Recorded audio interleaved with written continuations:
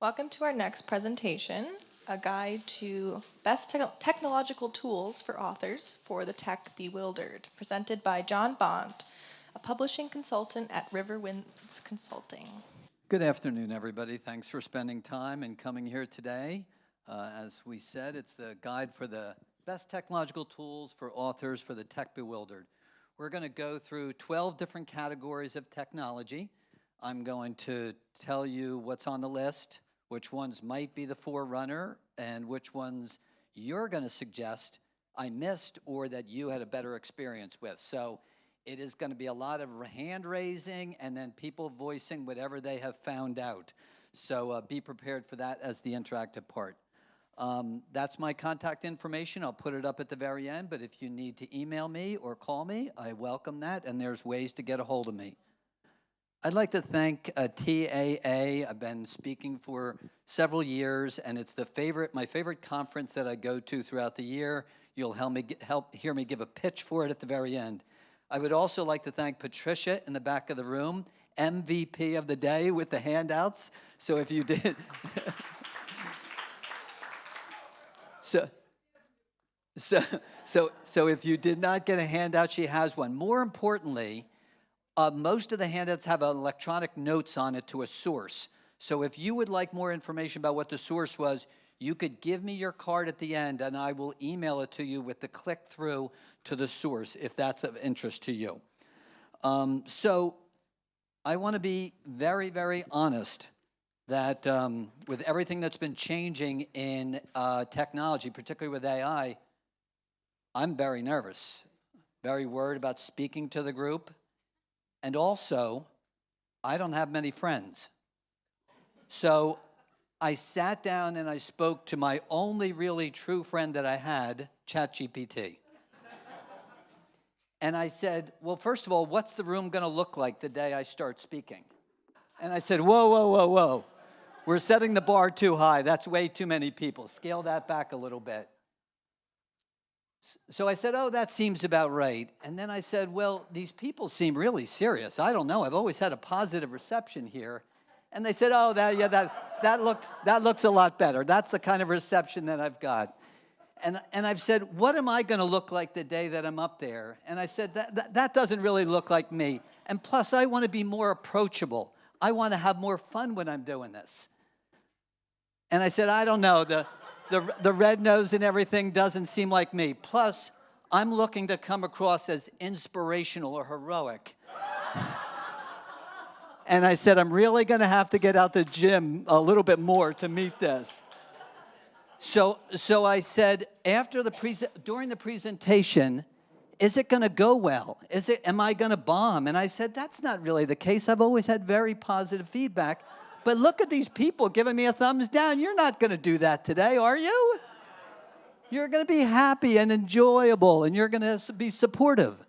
And then I said, after it's all over, is this what's going to happen? You're going to carry me around the room on your shoulders? This is going to be very exciting. But I'm probably going to go at the end of the day, and I'm going to have a drink at the bar. And in fact, some of you might join me and give me encouragement. In fact, some of you might be so encouraging, you say, John, you should go on the morning talk shows. You should go on Good Morning America and talk about academic authoring. And you know, if I play this right and I parlay it correctly, I could turn this into a multi-billion-dollar empire around academic authoring. But after years of fame and money, I would say to myself, you know, there's more to life than this. I'm going to want to do something different, and you're going to find me at the top of a mountain with my guru, learning about the meaning of life. And after I learn about the meaning of life, you know what I'm probably going to do? I'm probably going to write a small book, and I'll be back in a small room at TAA next year talking about what I learned. So that's sort of what I got over my worries about this. Thank you very much for that shtick.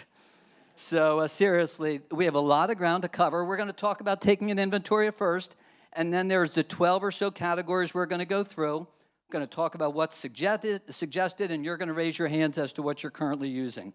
Like I said, there's the handout, and there's also a digital version if you want to give me your card at the end. First, I want to talk about what I am and what I am not. So here's what I am not. So I am not a tech guru. I'm not somebody that grew up and think about this all the time, and my focus has never been on technology. But for my age, I've worked very hard at keeping up to date with some things that I can. But I will acknowledge this is how I started here, so it's a little bit of a different to worry about this technology. I'm encouraging you to do your own research and mostly talk to colleagues about what works best for you. So let's talk about that inventory.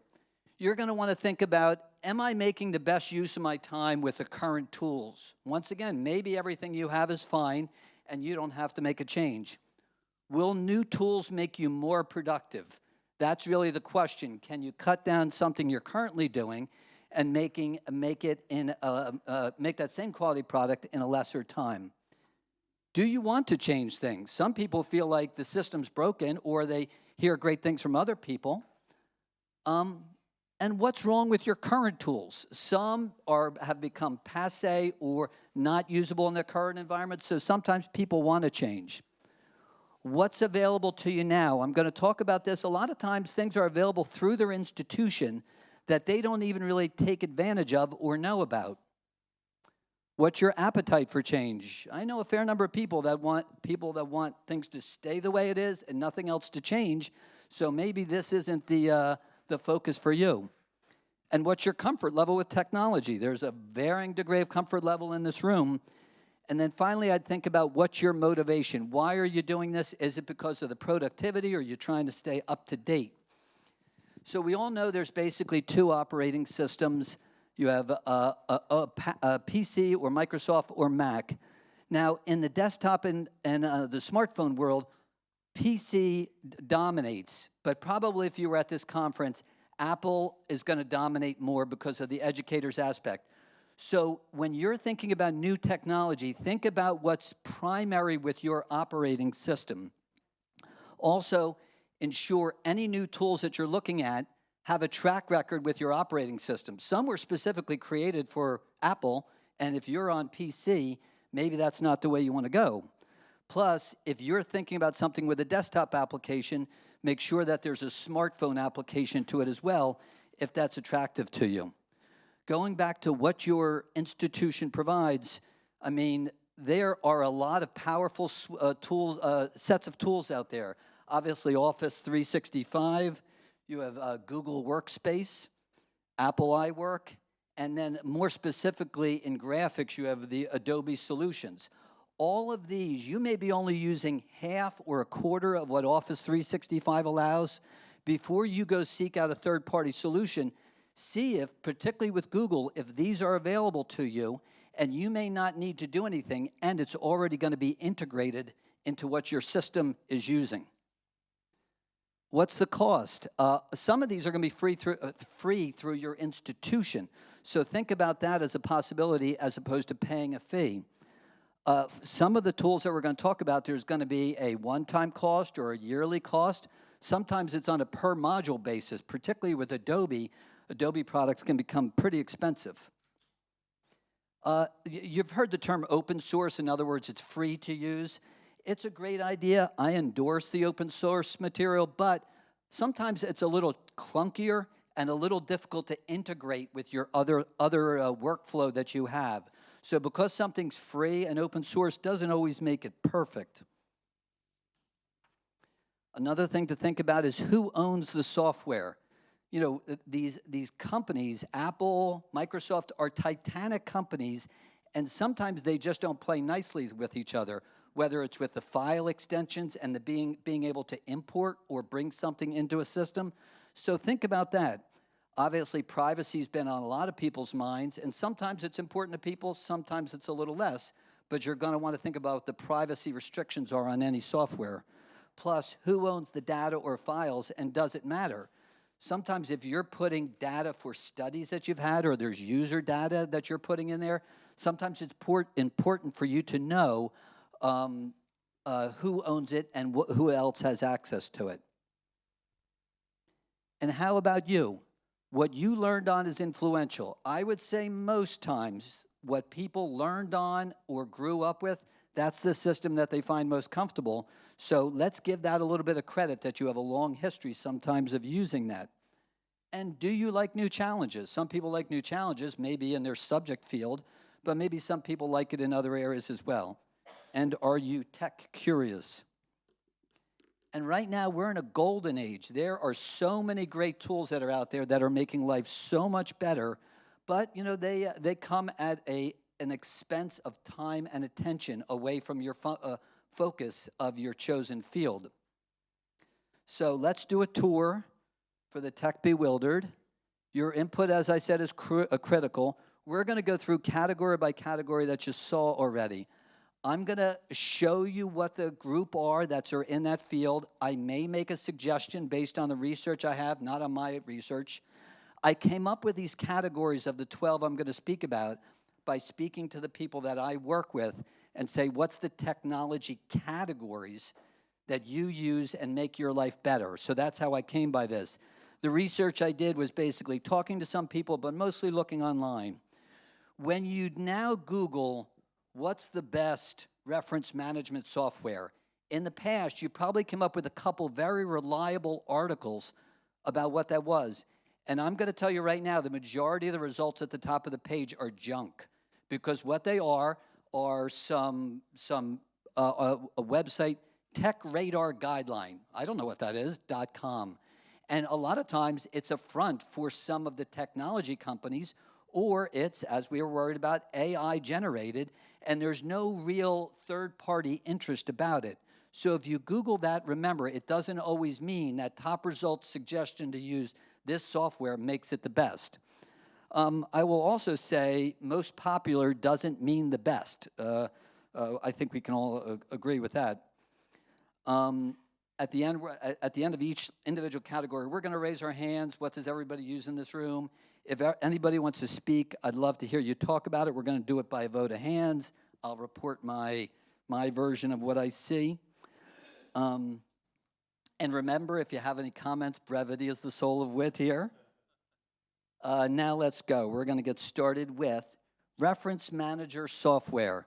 So when I look at it, these are the 4 that I've really come up with that I see that are being used that are not integrated into a word processing system.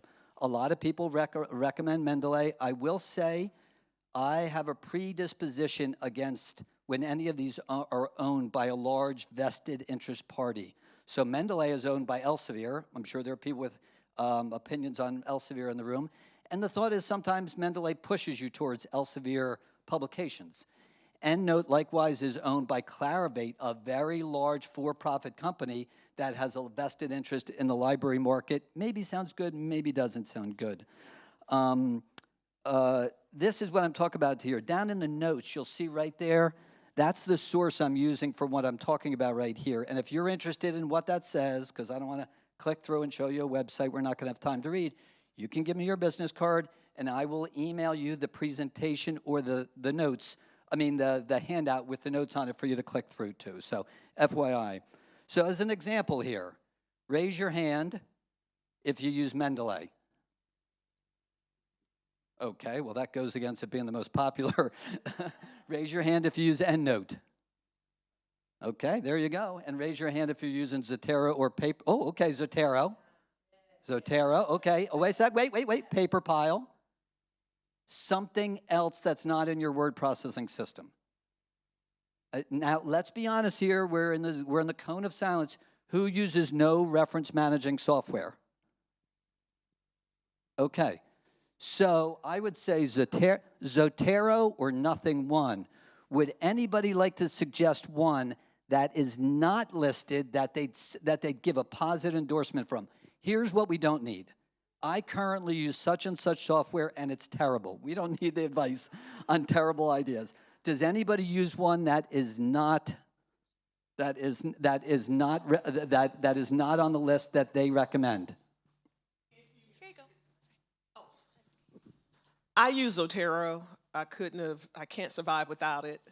But if you don't have anything at all, Microsoft has a good manager that is built within the Microsoft product that you can use Within Word. within Word. Great. Okay, thank you. Does anybody have another comment about one that's not up there or ones that they want to speak very forcefully for? Because Mendeley didn't win here. EndNote did. EndNote and Zotero, nothing. Anybody have another one they want to speak about? Questions, comments, going once. This is what we're going to do. There'll be time at the end also for additional comments. I don't want to stifle conversation, so skip my Mendeley winner suggestion there. Okay, moving on to the next one. Grammar checking software. This is going to be a controversial suggestion on my part. So you'll see every time you're in Word or Apple Pages and you go to your grammar checking function, there are extensive options for you to click here to use it to the optimal degree. You should turn as many of these on as you're interested in. Here's my suggestion. If you are a primary English language speaker and you're submitting to primary English language publishers or journals, if you use the read aloud function, which I'm going to talk about in a minute, and if you have friends read your work before you submit it, my contention is you don't need any other grammar checking software other than what comes with your operating system. Right now, we have a group of unbelievably educated people in the room that all write impeccably. And if language is not your issue and you use the read aloud function, it's probably all they're looking for. The publisher's looking for your ideas. They're not looking to see whether you have absolutely perfect grammar, which, by the way, is subjective most times anyway. So if you are looking for something, Grammarly is once again the winner. I was proved wrong last time. Let's see if that's the case. And then there are some other ones here. Raise your hand right now if you use Microsoft, Apple, or Google Docs grammar checking software. So do you just use your current grammar checking software? That's me. Hands down. Anybody use Grammarly? Good number. Does anybody use something else other than that? Okay, well, there was pretty clearly the winner, that your word processing system, grammar checking software is the winner. I would just really think about this. If you want to maximize it, go to this optional page right here and make sure as many things are turned on as you can to make sure it's checking for the maximal number of issues. Next thing I want to talk about here is dictation and read aloud programs. Some people may have heard me talk about this in the past. I blogged about it. I'm sorry if you're getting sick of hearing me talk about it. I've become such a fan of having your word processing software read you your work back to you. Could be for emails, but I'm mostly talking about for writing that you have. The years ago of it being very stilted and sounding like it's from a science fiction movie are long gone. It's impeccable the way it reads it to you. And it knows many, many technical words, so there's not the weird saying that it says sometimes. But I have caught innumerable things by having my writing read back to me where I have a word that I've mentally inserted, but I didn't actually insert it, or there's awkward phrasing or run-on sentence. The number one thing I tell writers is to have it read aloud to you by your word processing software. And the one that's in Word and Pages is completely fine. There's a backup one here, TTMS Maker, by the way. I don't know much about it. And then in dictation, dictation's something that it really has to be used properly. So once again, there's a great OS version of these. Every one of these you can dictate into. And then, of course, there's drag and speak, and there's some very subject-specific ones as well. What I would tell you is, if you use your dictation software this way, where you formulate your thought, speak into it, and pause, and then formulate your thought, speak into it, pause, it can be a great way to get a first draft down. Now, if you just keep talking like it's stream of consciousness, you're going to end up with gibberish, and you're going to end up having to do more effort to edit it than it would be if you just outright wrote it yourself. Does anybody have any experience with having their work read aloud to them, just generally? Raise your hands. So the minority, I would really suggest, if you're ever interested in what I have to say, that you use this feature in the future for having your word processing software read to you. Has anybody ever used the dictation aspect within the past 3 years? Not in their lifetime, within the past 3 years. Have you used your word processing version? Or have you used a more specialized version like DragonSpeak? Okay.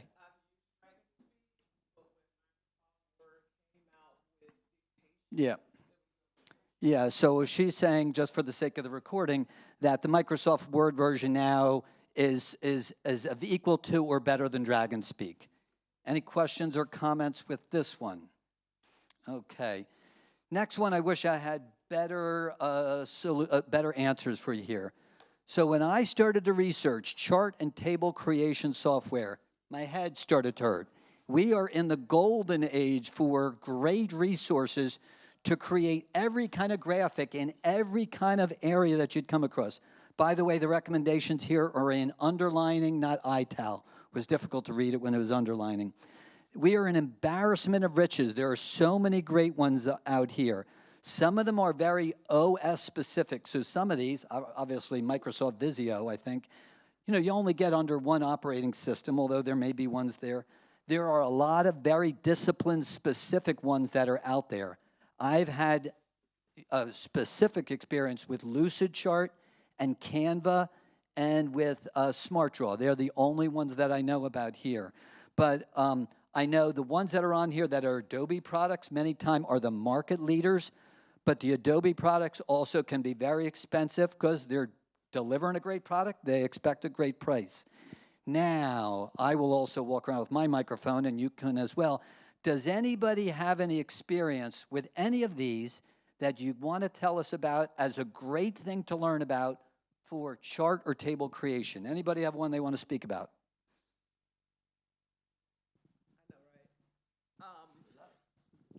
I have used, I grew up on Microsoft Visio. That is my main go-to. I have used I use it for creating charts, flow charts. Easy to use, drop and drag. And the main thing when you're looking at these chart creation, basically software, you need to be careful because if you want to put it in your book, you have to be able to transfer it into like a high definition chart so it won't be blurry in your book. And not all of them can do that. Lucidchart is good, SmartDraw is good, but my main go-to is Microsoft Visio. Adobe, you can get the entire Adobe suite, the academic edition, which is cheaper, but Adobe has steep learning curves. I agree. Some really great advice from the voice of experience there. Anybody else want to speak about one that they have experience with and want to speak and say good things for? Yeah, no, just Excel because it's familiar. Yeah, that's a great point. If you go into Excel and spend a little time with it, the ability to make really beautiful 3D color charts in Excel is underappreciated because we sort of think about it just adding up columns of numbers. Other ones anybody wants to speak for or say good things about? I'm a little flummoxed here. So how many people in the room have used something to create charts or graphs other than their Microsoft or Adobe suite software to create anything? Doesn't matter if it's one of these. How many people has ever used one? So 3 of us, and I'm one of them. Okay. How many people have used Microsoft or Apple products to create charts and graphs that are print-worthy, that are worthwhile? Oh, so that's good. So mostly what we're relying on is Apple and Microsoft products. Okay, well, if you want to investigate it and go to the next level, there's the list, and we've got some voice of experience here with recommendations. So I thought we were going to get more feedback there, but that's okay. Video editing software. I love, if you ever hear me talk, I always love talking about YouTube. I have a YouTube channel. I use Camtasia and have used iMovie in the past. There is a bit of a learning curve, I will say to this. But once you get the general idea, you don't have to use it to create the matrix. You're just using it to create short videos. It's very easy and very good. There are other ones up here.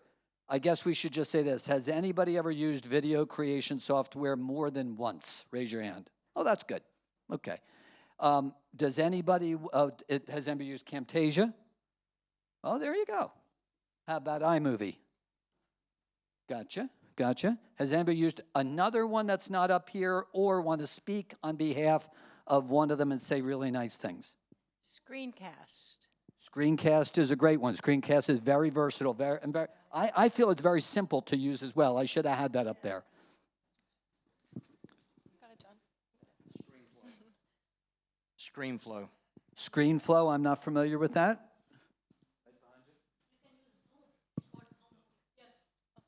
Can you say Zoom movie?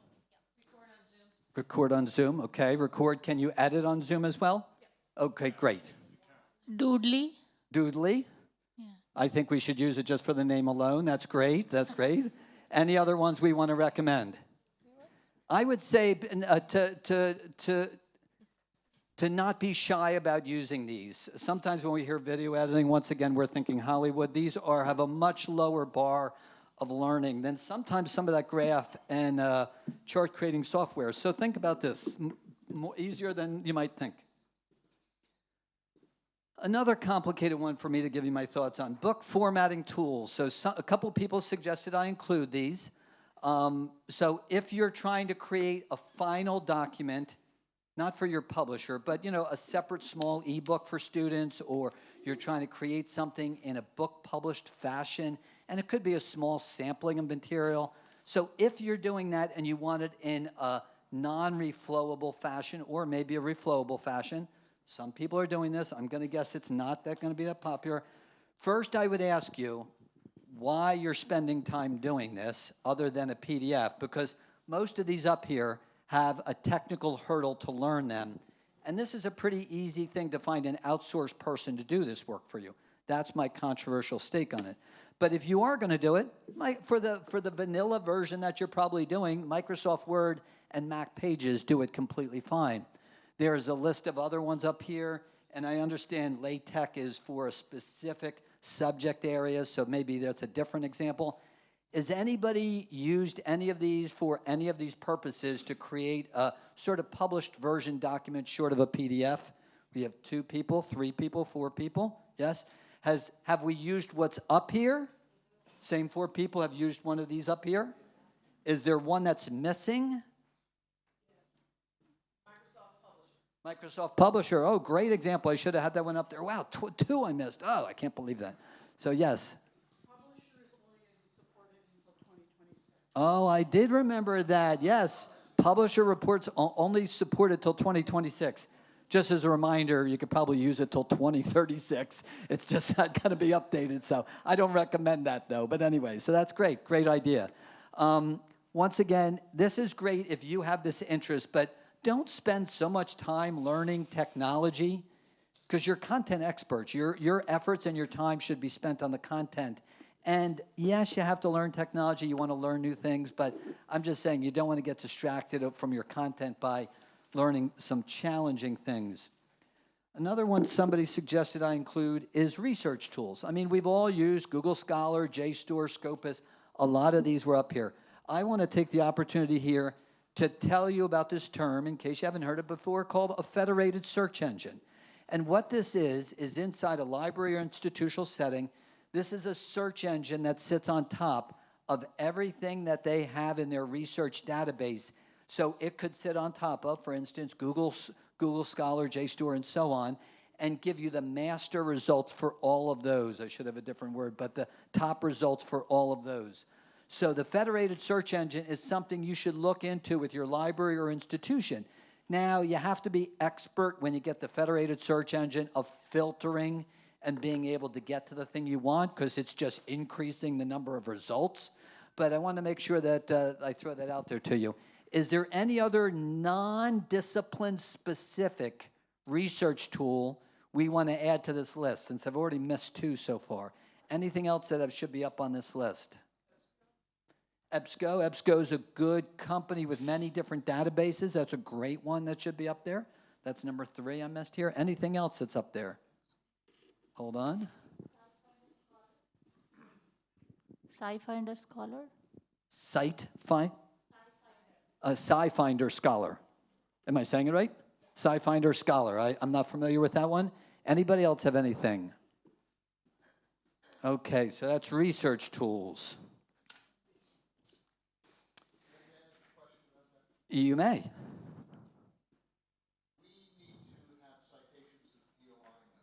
Of course.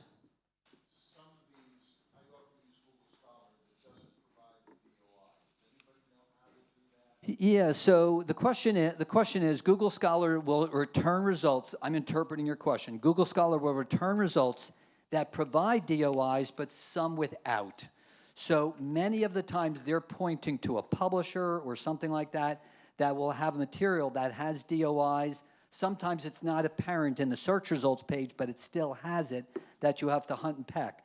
Nonetheless, sometimes it'll return stuff that is not peer-reviewed and not scholarly published. For various reasons, it might be there and therefore doesn't have a DOI. First of all, you can't create one. I would suggest if after hunting and pecking you can't find a DOI, maybe it shouldn't be in your search results or in your references anyway, because really probably your person that's doing the review of it probably only wants that type material. So if it comes up with, I'm making this up, I know it sounds ludicrous, if Google Scholar comes up with People Magazine, of course it's not going to, it shouldn't be on the list, but it got there some way because it got cited in some way, and therefore there is no DOI and shouldn't be there. So is that sort of a halfway answer for you? Anybody have a different version of assigning a DOI? Excuse me. If you can't find the DOI, go to doi.org.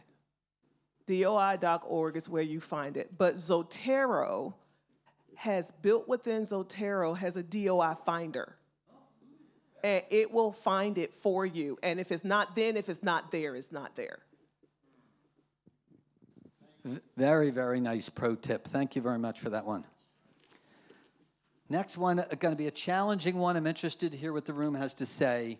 Originality checkers. Originally, originality checkers meant for plagiarism.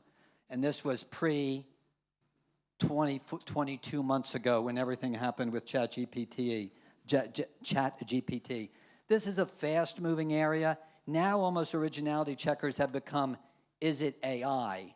And that's really a separate thing. If you're looking for something that checks, was this generated through using a GPT or AI, it's going to probably have a low degree of accuracy or a controversial degree of accuracy.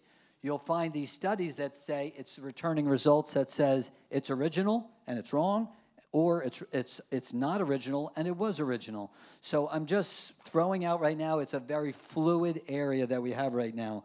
A lot of times these are institutionally provided, which you're probably familiar with, and what's going to happen on a greater basis, these are going to be built into your word processing software, and in many ways they're in there some way right now. Sometimes they're in an obscure dropdown. So if you're looking for an originality checker for either plagiarism or for AI, it's definitely going to be in your word processing software.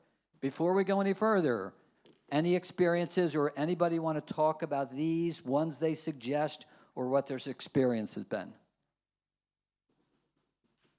Anybody? How about this? Is anybody using an originality checker either for plagiarism or AI? Raise your hand. Okay. Okay. Well, I think with that, we're going to move on because the majority of people aren't using them. So I would suggest turn it in for straight up plagiarism, and then Authenticate is another one that I've heard about. Well, since we've got the theme indirectly of the conference, I have to put this up here as well. I would tell you right now, if you're interested in following what's going on here without becoming a tech guru yourself, the best podcast I listen to, and I subscribe to an awful lot, but there's only 3 I listen to every single week, no matter what it is the Hard Fork Podcast by New York Times. It is free, Hard Fork. I don't know where the name came from, Hard Fork Podcast. It's 2 engaging gentlemen, and they have 3 parts to their podcast each week. One part maybe has to do with AI or something happening. I mean, one part could have to do with electronic cars, has a variety of things. But this is the most informative podcast I've ever listened to, dealing with what's happening with AI, ChatGPT, all these topics. So if this is truly of interest, I would suggest you follow this. Yes, it is difficult. Hard as opposed to soft, fork as opposed to spoon, podcast. Hard Fork Podcast, and it's by the New York Times. If you just go through your podcast app, you do not have to be a New York Times subscriber to get it. So they have a very interesting take on it, that the only people that are going to win long-term in AI is going to be if you have a large, multifaceted system like Microsoft or Google or Apple. Because what's going to happen with Google and Microsoft, they're going to integrate it into every one of the products that you currently use. They're going to win because by default, that's the one you're going to use. ChatGPT may be getting a lot of the discussion right now, deservedly good, deservedly bad, but they're not going to win long term unless they're bought or owned by one of these other companies. If all you ever use is Microsoft and Google, why are you going to open up another thing to go do something else? So it's going to be so ingrained inside Microsoft, which it's doing right now with Copilot, and so ingrained inside Google with Gemini, which is not that good, it's just going to become secondary and become part of your workflow. And you won't even think that you have to be inside AI. It'll be behind the scenes. So there's no clear winner right now here in my mind. We could talk about this. I'm sure we would get into a separate side discussion about the ethics and the publishing implication. The AI image generator, kind of interesting. I did all my goofy shtick with DALL-E 3 there, and that has a lot of interesting stuff. There's a lot of great ones out there. Certainly Midjourney and Stable Diffusion are some really great software if you're interested in this. This particular footnote down the bottom is a really interesting footnote if you do end up doing that. It does talk about the difference of GPT and what that means versus AI, because sometimes they all become synonyms. Don't GPT, ChatGPT, AI all mean the same thing? And it's just interesting to know a little bit more about that. Would anybody like to speak about a positive experience with one of these not related to your publishing contracts, or about the image generator and your successful use of it as part of your workflow system? Would anybody like to speak about those? Hold on.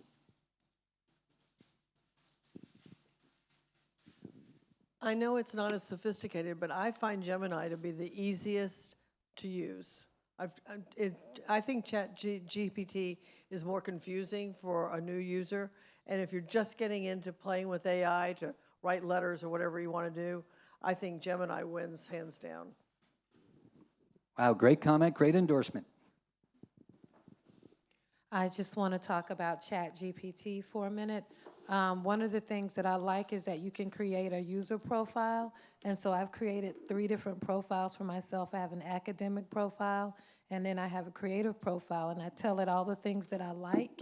So when I'm doing something creative, it remembers my profile, and I can train it to be able to move and model according to my profile.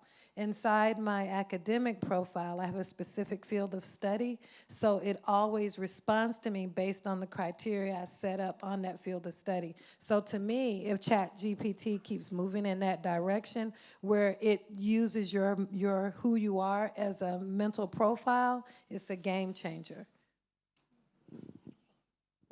Another great pro tip. Thank you very much for that. Just one note about ChatGPT and OpenAI. They actually did partner with Apple for Apple Intelligence, so I think that's where you're going to see that integration with them. Yeah. I think what's going to come down, I'm interested that what's going to come down to it is eventual ownership. And because at some point, if you're just renting them, they can go rent somewhere else is what may turn out. Lots of great comments. Anybody else regard to AI, ChatGPT, or GPTs in general? You're starting to use Microsoft Copilot. As you said, it's embedded in all their products, and it's a time saver. I can organize my email, organize my day, summarize huge documents, and even prompt it to give me a 3-page PowerPoint if I wanted to. Great, thank you for that. Back to the days when DOS, we had a black screen and these white little flashy things. TXT files. I've learned that when I go in and play with whichever, sweep it out, poke it into a TXT file because it gets huge, but it's not huge on my disc. That's fun. Here's the more fun story is that writing a screenplay scenario, the most fun I've had with that puppy was when it skipped. It was a scene in a screenplay where the dude should be jumping off the steps and sliding like a swashbuckler down the table, and here's tankards of beer flying off in front of him. And the GPT, the AI, skipped that entirely, had to go back and put it in. Okay, thank you for that. So I would just say, having heard many people,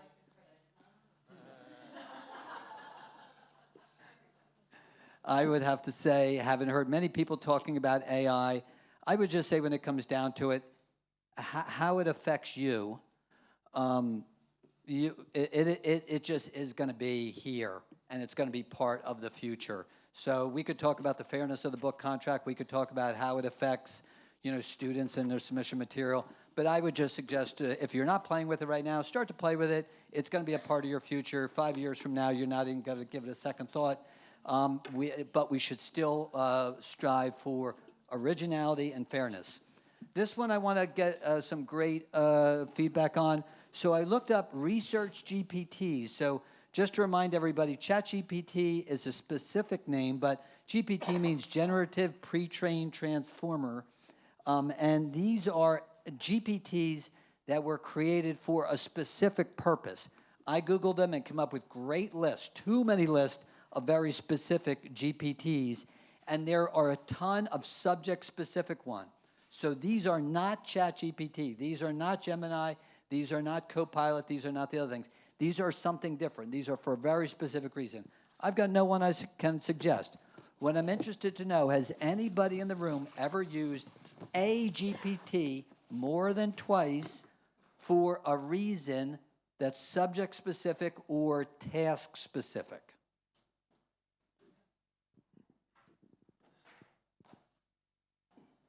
Within ChatGPT, there are different GPTs. So they have marketing GPTs. And so depending upon what I wanted to do, for example, I can go to a programming GPT and I can tell it, write me a program using JSON to collect email addresses for my website. And it will write that program for me. So I don't have to know code.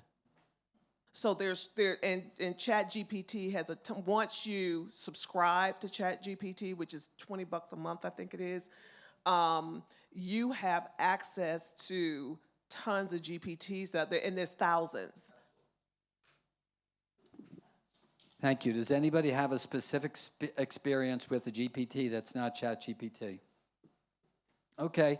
I would start to Google these in your specific subject field. Let's say you're in geography. If you Google best geography, GPT, or whatever the case may be, I think you're going to find there are things out there that are really going to surprise you. So something to think about. Now, Are there research approaches which deliberately cross boundaries? are there research approaches that deliberately cross boundaries? I don't know the answer to that. Does anybody want to comment on that one? That's why I end up using Google Scholar. Sure. And I think that's probably true with ChatGPT. That's this sitting above the more specific ones. Now we're going to go with the everything else category. So I tell too many people about the read aloud function. The other thing I talk about is password managers. Many times people are using the password manager inside your browser. It just says, do you want me to remember this password? I would suggest, if you want to make your life better and easier over the next 24 months, take 4 hours, I know, nobody has 4 hours, and just pick a password manager that's a third party, put everything in there, come back and have it create one of those crazy 37XT95 passwords for every site you have. You never have to worry about this vulnerability of being hacked and all that same stuff in the same way. And you can have whatever banking, credit card information in there. It's totally secure. This is one of the biggest time savers for me over the past 2 years, is to use a real password manager, not the one in your browser. You have to pay a small yearly fee.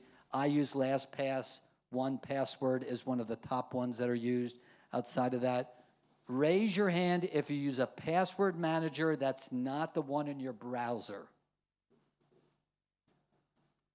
Does everybody whose hands raised feels like they've saved time in their life by doing this? Okay, maybe not. Okay, gotcha.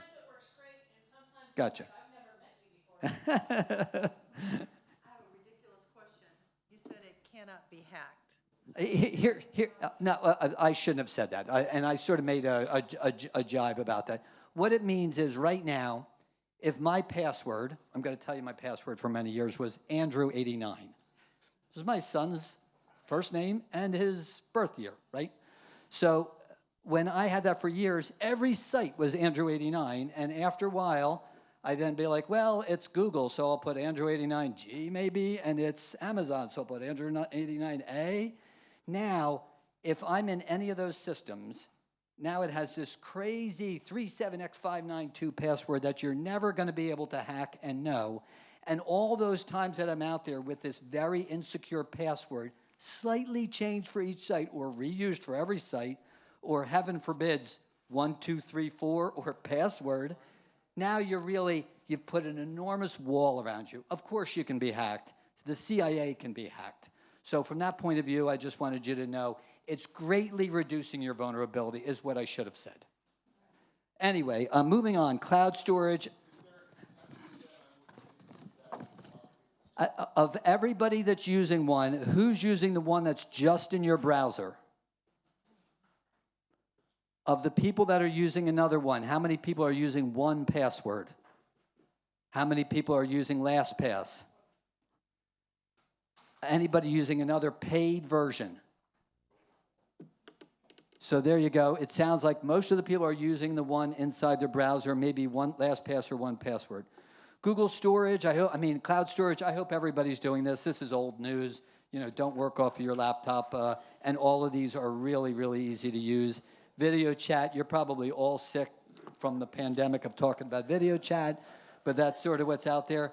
I want to throw out to you, because I'm getting close to time here, journal selection tools. So if you're interested in journal articles, I always tell people about these. These are something that not as many people know about. This is, I'm writing an article, and I want to know where to submit it. First of all, my suggestion should be, you as the expert in that field should know the top journals to submit to, but sometimes people are still interested in knowing. So these are tools that are used using filters for you to decide where to submit your article to. I'm going to tell you some of the most popular ones on here, I'm not picking on any company, are owned by a publishing company and therefore are going to tell you to submit to their publishing company. But that's not true for all of them.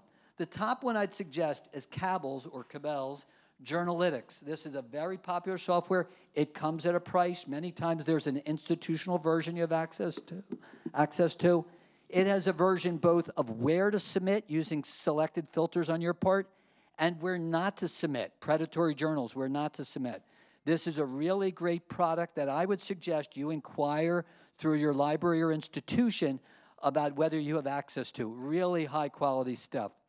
And then finally, project management software. So does anybody, we're getting close to time, have brief things they want to say about either category, the use of journal selection tools or project management software? Is there anything that will tell me which articles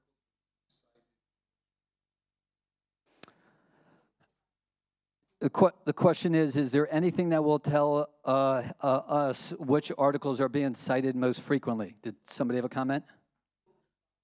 Yeah, Google Scholar is where I was thinking the answer was. Anything else for these two categories of software? I still got a couple things I need to wrap up here.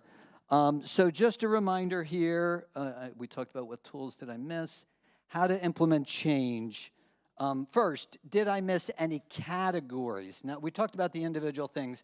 So are there any categories of tech that I didn't go over that I should have gone over? Does somebody want to say, oh, what about this category and I love this thing? Okay. So how to implement. We're coming down to the wire here. Prioritize your need or intent. Implement only one new change at a time. So don't try to change everything unless you're going from Google over to Microsoft and you're doing it all at once. I would just say do them one at a time unless they're interconnected, like I said. Do your research first, as I said. Talk to your institution, your colleague. there's probably a training group that you may or may not like to talk to in your institution that can give you advice on many of these. I would suggest you watch some videos. Remember, don't watch them from the provider. They're going to tell you theirs is the best and you should definitely use theirs, and they'll send you a $20 bill afterwards or something. So I would watch some videos. I would watch who the source of the videos are if you're going to use it for advice. Develop a plan and a timeline for transition. Don't try to expect you're going to take one weekend, learn reference management software, and port all your references over and get it all cleaned up at once. And, you know, if you realize you're going down the wrong path, you can always reverse course and do things in a different fashion. As we've learned from the experience in this room, there's a lot of pro tips to get and a lot of hidden functionality that you can find by talking to colleagues, by Googling things. So that's something for you to consider. And I would tell you to remember, as I said at the beginning, to embrace change. So 2 brief commercials you have to sit through. First, by far, my best professional experience is TAA. It's my favorite conference to be at. It is the best money spent. I hope everybody here is not only an attendee, but a member. The membership is very important. I can't tell you when you go to that one tab, the amount of resources that are there. Why reinvent the wheel? All those resources are already there at TAA. So please, please, please be a member as well as a participant. And here's my contact information. Here's my brief infomercial. I wrote 3 books on how to get your book published, how to get your journal article published, and how to give a poster presentation. I welcome you connecting with me on LinkedIn. The books are available at booksbyjohnbond.com. And feel free to reach out to me with email or telephone. I appreciate that. Thank you very much for your time.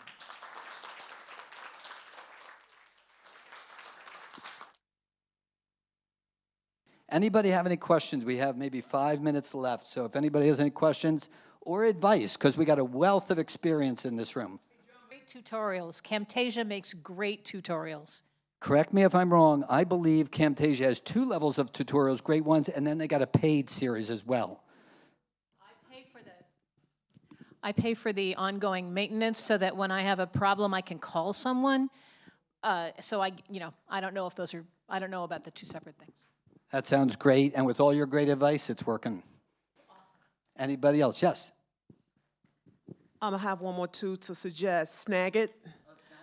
Snagit, yeah, because it also has video and video editing, and I use it a lot. Yeah, they go together. Yeah, they do. Yeah, so I equate Snagit initially with like just a screenshot. But then there are so many other functions that it does with the editing, figure creation, video editing is really, really good. Any other great pro tips, comments, hints for dinner? Nothing else? Okay, thank you very much, everybody. I appreciate it.